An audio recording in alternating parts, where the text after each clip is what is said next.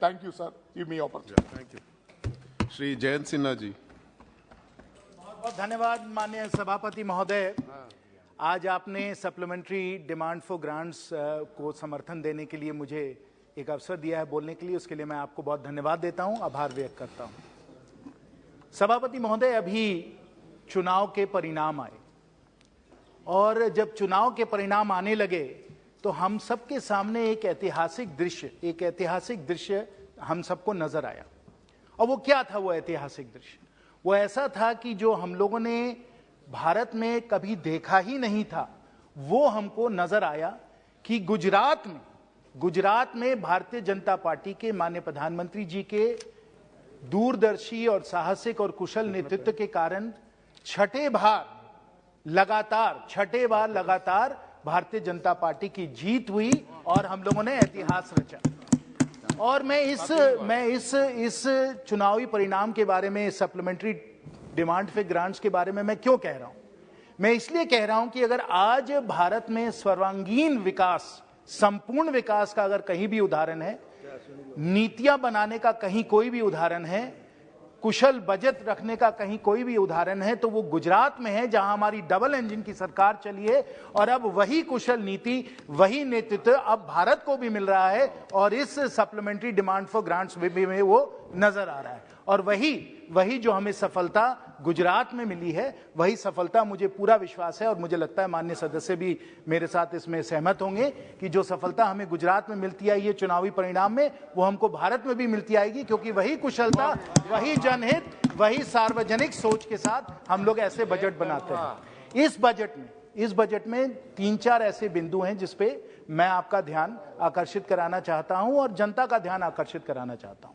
पहली बात तो ये है कि जो हम लोगों ने खर्चे बढ़ाए और कई वक्ताओं ने इसके बारे में कहा है कि जो खर्चे थे वो फर्टिलाइजर सब्सिडी में 1 लाख करोड़ और हम लोगों ने खर्च किया, प्रधानमंत्री गरीब कल्याण योजना में हम लोगों ने 80,000 करोड़ और खर्च किया, हम लोगों ने एलपीजी सब्सिडी में और पैसे दिए, हम लोगों ने रेलवेज में निवेश दिया, हमने नरेगा में पैसा दिया। ये सब जो खर्चे थे वो इसलिए थे क्योंकि विश्व में एक माहौल पैदा हुआ, विश्व में एक उथल पुथल हुआ, जहां हम लोगों को अपनी जनता को सुरक्षित रखना था, महंगाई पे अंकुश लगाना था और साथ साथ विकास में और उत्पादन की बढ़ोतरी में हम लोगों को पूरी तरीके से प्रोत्साहन देना था। और ये हम लोगों ने अपनी नीतियों के द्वारा और इस सप्लीमेंट्री डिमांड फॉर ग्रांट्स के द्वारा हम लोगों ने किया है, महंगाई पे अंकुश लगाया है और विकास के लिए और ग्रोथ के लिए जो हम लोगों को निवेश करना था, जो हम लोगों को राशि देनी थी, वो भी हम लोगों ने इस बजट के द्वारा दिया है। और इस कारण अगर विश्व में अर्थव्यवस्था के नजरिए से आप देखें, अगर कहीं चमकता हुआ सितारा आपको नजर आएगा तो वो भारत ही नजर आएगा। और इसलिए क्योंकि माननीय सभापति महोदय, अगर आप देखें तो विकसित देशों में 40 साल में जो महंगाई का दर नहीं आया था, जहां 2-3% महंगाई का दर होता था, आज का समय 8-10% वहां महंगाई का दर चल रहा है। जहां 3-4% का उनका जीडीपी का ग्रोथ रेट होता था, आज के समय वो 0-1 के कगार पे आ गया है। और दुखद बात तो यह है कि अगर हम अपने पड़ोस में देखें, पाकिस्तान को देखें, श्रीलंका को देखें, बांग्लादेश को देखें, उनकी जो हालत हो गई है उसके बारे में आपको बताने की कोई जरूरत ही नहीं। ये दुनिया की परिस्थितियां, एक इस प्रकार का युद्ध चल रहा है जो लगता है कि वर्ल्ड वॉर 2 के बाद यूक्रेन और रशिया का जो युद्ध है, इतनी बड़ी एक लड़ाई चल रही है, इतने बड़े वहां जोरों से खर्चे हो रहे हैं और उस पर पूरे वर्ल्ड के ट्रेडिंग सिस्टम पे प्रभाव पड़ रहा है। ये वर्ल्ड वॉर 2 के बाद आया। इन परिस्थितियों में, कोविड के बाद, तब भी इस डिमांड फॉर ग्रांट्स के द्वारा, बजट के द्वारा और कुशल नीतियों के द्वारा हम लोगों ने सब जो हमारे मैक्रो इकोनॉमिक पैरामीटर्स हैं, चाहे वो महंगाई हो, चाहे वो हम लोगों का ग्रोथ रेट हो, चाहे वो निवेश हो, चाहे वो शेयर बाजार हो, चाहे वो फॉरेन इन्वेस्टमेंट हो, अगर आप आंकड़े को देखें, आज उन सब आंकड़ों में भारत पूरे विश्व में नंबर 1 आज के समय हम लोगों को माननीय वित्त मंत्री जी और माननीय प्रधानमंत्री जी के कुशल नेतृत्व के कारण हम अपने को पा रहे हैं। तो ये हम लोगों ने काम किया है। और कई बार मुझसे लोग पूछते हैं कि अगर हम लोगों को भारत की नीति को समझना है तो हम इसे कैसे समझें, कौन से ऐसे विशेष जो आपकी नीतियां हैं जिसके द्वारा ये जो चमकता हुआ सितारा जो हमारा भारत बना है, ये कैसे बना है। तो मैं सरलता और लोगों को समझाने के लिए जनसभाओं में कहता हूं कि आप 6 times 3 यानी आप 6 times 3 को याद करिए। अगर 3 ऐसे आप नीतियों को याद रखिएगा जो 3-3 अक्षर के हैं, 3-3 शब्दों के हैं, ऐसे 6 नीति हैं, अगर आप इनको याद रखिएगा तो पूरी हम लोगों की नीतियों को आप समझ जाइएगा। पहला डीबीटी, डायरेक्ट बेनिफिट ट्रांसफर, जिसके द्वारा चाहे वो जनधन योजना हो, किसान सम्मान निधि योजना हो या कोई भी हमें सब्सिडी देनी हो, वो हम सीधा लोगों के बैंक के खाते में दे देते हैं बिना किसी दलाल की दलाली के और बिचौली की। डीबीटी। दूसरा यूपीआई, मैंने कहा ना कि 3-3 अक्षर के हैं। डीबीटी यूपीआई यानी कोई फ्रिक्शन नहीं है, एकदम फटाफट आपको पैसे मिल जाते हैं। आप आज घूमने जाएं, आपको सब्जी वाला नजर आएगा वो यूपीआई का उपयोग कर रहा है, आपको दुकानदार नजर आएगा यूपीआई का उपयोग कर रहा है, आपको टैक्सी वाला दिखेगा वो यूपीआई का उपयोग कर रहा है। हमने फ्रिक्शन अपनी अर्थव्यवस्था में काफी कम कर दिए यूपीआई के द्वारा। तीसरा जीएसटी। अभी निशिकांत जी बता रहे थे कि अपेक्षा थी कि जीएसटी में 1 लाख करोड़ 1.25 लाख करोड़ आएगा, लेकिन इस कुशलता से हम लोगों ने इसको अमल किया है, इसको निरंतर हम लोग बेहतर बनाते चले गए हैं कि आज 1 लाख 1.25 लाख करोड़ नहीं 1.5 लाख करोड़ तक हम लोगों का रेवेन्यू कलेक्शन हो रहा है। ये जीएसटी का हम लोगों का फायदा हुआ है। फिर आगे हम लोग आते हैं एक और नीति पे, IBC, insolvency and bankruptcy code. इसके द्वारा जो कंपनियां बैंकरप्ट होती हैं, जो कंपनियां डिफॉल्ट करती हैं, एनपीए होती हैं, उनके एसेट्स हम लोग लेकर उनको फिर रीपर्पस करके अच्छी तरीके से उनको हम लोग चला सकते हैं। और इसका मैं कई आपको उदाहरण दे सकता हूं। इलेक्ट्रो स्टील का प्लांट ही है हमारे बोकारो में, जिसको वेदांता ने लेकर आज फिर नए सिरे से चला दिया है। तो ये आईबीसी के कारण ये एसेट्स का जो हम लोगों ने पूरी तरीके से रिफर्बिशमेंट कराया है, ये भी अनोखी एक बात है।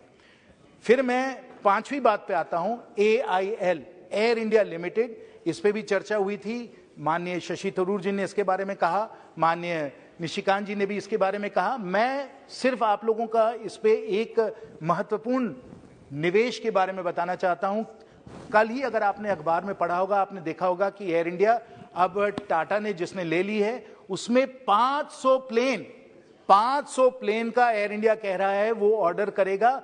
500 प्लेन में आपको नैरो बॉडीज भी मिलेंगे, वाइड बॉडीज भी मिलेंगे। ये निवेश हो रहा है क्योंकि हम लोगों ने एयर इंडिया का प्राइवेटाइजेशन किया, एयर इंडिया टाटा के पास गया, टाटा अब निवेश कर रहा है। इसमें रोजगार का भी सृजन होगा, इसमें निवेश भी होगा और दूर दूर तक अगर आपको जहां भी जाना होगा विमान सेवा आपको मिल जाएगी। ये भी हम लोगों ने एविएशन में एयर इंडिया के प्राइवेटाइजेशन के द्वारा हम लोगों ने किया है। ये भी एक 3 अक्षर का शब्द है, AIL, इसको भी आप समझ लीजिए। और अंतिम, और अभी सुरेश जी ने कहा कि उनको चिंता है रोजगार के बारे में, हम सबको चिंता है रोजगार के बारे में। हम चाहते हैं कि हमारे युवा जो हैं, प्रतिभावान ऊर्जावान हमारे युवा वर्ग के लोग हैं, इन लोगों को बेहतर से बेहतर रोजगार मिले और उनकी प्रोडक्टिविटी वर्ल्ड क्लास हो और उनको आगे के समय भी, आज सिर्फ नहीं आगे के समय भी उनको अच्छे करियर के अपॉर्चुनिटीज मिले। और इसमें माननीय वित्त मंत्री जी ने बहुत बढ़िया एक नीति बनाई है, माननीय प्रधानमंत्री जी ने इसकी घोषणा की, और वो है एक और 3 अक्षर का एक मामला, और वो है PLI, production linked incentives. Production linked incentive सिर्फ एक क्षेत्र में नहीं, अनेकों क्षेत्रों में, करीब 15 क्षेत्र में प्रोडक्शन लिंक्ड इंसेंटिव्स को हम लोगों ने लागू किया है। इसके द्वारा नए नए कारखाने खुल रहे हैं जो हम लोगों के लिए, हमारे अर्थव्यवस्था के लिए, आगे के भविष्य के लिए बहुत ही महत्वपूर्ण सेक्टर्स हैं, जैसे कि सोलर पैनल मैन्युफैक्चरिंग, जैसे बैटरी मैन्युफैक्चरिंग, जहां सेमीकंडक्टर मैन्युफैक्चरिंग है। उसके बारे में मैं सेमीकंडक्टर मैन्युफैक्चरिंग के बारे में बताऊं कि गुजरात में फॉक्सकॉन और वेदांता का सेमीकंडक्टर मैन्युफैक्चरिंग का शायद 1 लाख करोड़ का कारखाना आ रहा है, वो भी PLI के द्वारा आ रहा है। और इसके कारण गुजरात को तो विकास मिलेगा ही मिलेगा, लेकिन हम भी अपने देश को, अपनी टेक्नोलॉजी को सुरक्षित रख पाएंगे, क्योंकि सेमीकंडक्टर्स के लिए हमें बहुत जरूरत है। अगर हमारी आधुनिक अर्थव्यवस्था होनी है, अगर हमको इलेक्ट्रिक व्हीकल्स हम लोग चाहते हैं, कंप्यूटर हम लोग चाहते हैं, नई नई टेक्नोलॉजी अपनाना चाहते हैं, तो जब तक हम अपने देश में सेमीकंडक्टर्स नहीं बना पाएंगे तो हम आगे विकास नहीं कर सकते हैं। तो जैसे मैंने कहा 6 times 3, ये 6 नीतियां हैं 3-3 अक्षरों वाली। इनको मैं विपक्ष के सब अपने साथियों को मैं कहूंगा, ये कुंजी बना लीजिए, इनको लिख लीजिए। जब भी आप भूल जाएं कि विकास क्या हो रहा है तो इस कुंजी को देख लीजिए। 6 times 3 सरल एक फॉर्मूला है, उसका उपयोग करिएगा, आपको पता चल जाएगा। और मुझे लगता है आप मेरे साथ पूरी तरीके से सहमत भी होंगे कि ये 6 times 3 का फॉर्मूला जो है बहुत ही कामयाब हुआ है, बहुत सफल हुआ है और बहुत प्रभावशाली हुआ है।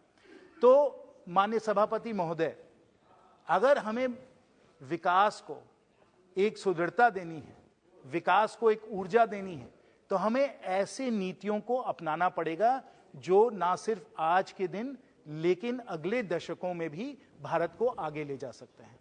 $3 ट्रिलियन की economy, world 5th largest economy तो हम लोग बन ही चुके हैं।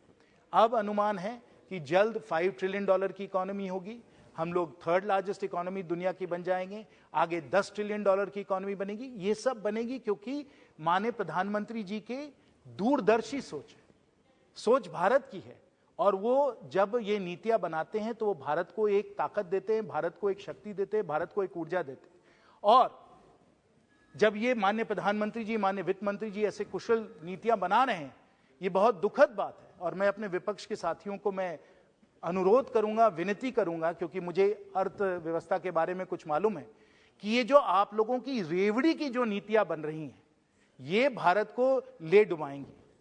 जहां जहां डबल इंजन की सरकार है, हम लोग अपने राज्यों को हम लोग स्टेबल रखें, राज्यों में हम लोग अच्छी हम लोग नीतियां बना रहे हैं, वित्तीय परिस्थितियों को संभाले हुए हैं। लेकिन जहां जहां डबल इंजन सरकार नहीं है, चाहे वो राजस्थान हो, चाहे वो पंजाब हो, चाहे वो वेस्ट बंगाल हो, और अब हिमाचल हो, दिल्ली हो, सब जगह चाहे वो रेवड़ी वाला मामला हो, संदेश वाला मामला हो, जलेबी वाला मामला हो, हम लोग सिर्फ यही देख रहे हैं। हम लोग सिर्फ इस प्रकार की सस्ती लोकप्रियता के लिए हम देख रहे हैं कि नीतियां बनाई जा रही हैं। और अभी जो ओल्ड पेंशन स्कीम की जो बात चली है, इसमें देखिए, आप चाह रहे हैं कि आज आप इससे फायदा लें, आप इसके द्वारा अपने पैसे और अपनी आमदनी को बढ़ाएं। मैं राज्य की बात कर रहा हूं, लेकिन आप किसका पेट काट के ऐसा कर रहे हैं? आप अपने बच्चों का पेट काट के अपना आज जो है भोजन चला रहे हैं। ये कैसे हो सकता है? ये कोई भी समझदार व्यक्ति, कोई भी व्यक्ति जो देश के बारे में चिंता करे, वो कैसे कर सकता है? लेकिन तब भी सस्ती लोकप्रियता के लिए, चुनाव जीतने के लिए आप लोग ऐसे ऐसे वादे करते हैं जो देश को बहुत हानिकारक और बहुत ही नष्ट करने वाली ये नीतियां हैं। और आप देख लीजिए, आप हम लोगों के पड़ोस में श्रीलंका का अगर आप उदाहरण देख लें, वहां भी इस प्रकार के कुछ वादे किए गए, वहां भी कुछ ऐसी नीतियां लाई गई, और आज जो श्रीलंका की दुर्दशा है वो हम लोग सब लोग उससे परिचित हैं। तो आप अपने राज्यों को इस प्रकार नष्ट न करें, अपने राज्यों के बारे में सोचें, क्योंकि अगर आपके राज्य डूबेंगे, आपके राज्यों में ये सब संकट आएगा, तो वो केंद्र सरकार को ही, हम ही लोगों को इसको बचाना पड़ेगा। अंत में बस यही कहना चाहूंगा कि सस्ती लोकप्रियता से आप अपनी गाड़ी को ज्यादा आगे नहीं चला सकेंगे। एक बार आप भले जीत जाएं, लेकिन जब अगली बार आपको जनता का सामना करना पड़ेगा, तब आपके पास कोई जवाब नहीं होगा। और मैं इसका उदाहरण अपने ही राज्य झारखंड के बारे में, मेरे झारखंड के सब यहां साथी बैठे हैं, मैं झारखंड के बारे में बताना चाहता हूं, जहां सस्ती लोकप्रियता के लिए माननीय मुख्यमंत्री जी ने कई वादे किए, लेकिन आज एक भी वादा वो नहीं पूरा कर पा रहे हैं, चाहे वो रोजगार का हो, चाहे वो निवेश का हो, चाहे वो इंफ्रास्ट्रक्चर का हो।